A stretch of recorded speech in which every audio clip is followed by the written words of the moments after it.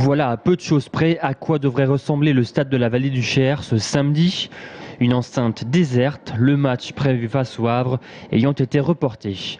En cause, les conditions climatiques extrêmes qui sévissent dans la région.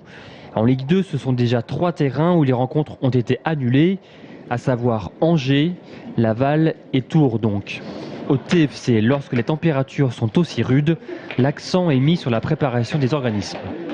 Dans ce cas-là, on fait ce qu'on appelle un pré-échauffement, ce qui nous permet de commencer tout de suite avec le ballon dès qu'on arrive sur le terrain et les joueurs sont tout le temps en mouvement et on perd moins de chaleur, il y a moins de déperdition de chaleur. Des exercices qui permettent au corps de monter en chaleur afin d'éviter toute blessure musculaire. D'ailleurs, les fidèles de la Vallée du Cher l'ont déjà remarqué.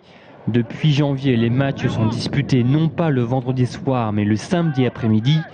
Et ce, pour s'accommoder un peu mieux des températures hivernales. Le problème est que le rythme des joueurs s'en voit complètement perturbé. Tout le rythme est modifié et c'est pour ça qu'on s'entraîne tôt dans l'après-midi et les jours de match on a une préparation qui est différente.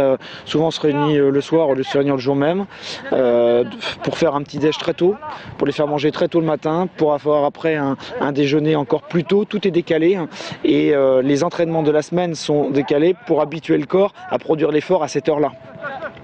Sachez que l'intégralité des rencontres footballistiques du district ont été reportées pour ce week-end, ce qui vaut sur les terrains de Vineuil, Saint-Avertin, Bourgueil ou encore Jouer-les-Tours. Le rugby n'est pas en reste si on peut dire, puisque tous les matchs en fédéral et en régional sont repoussés.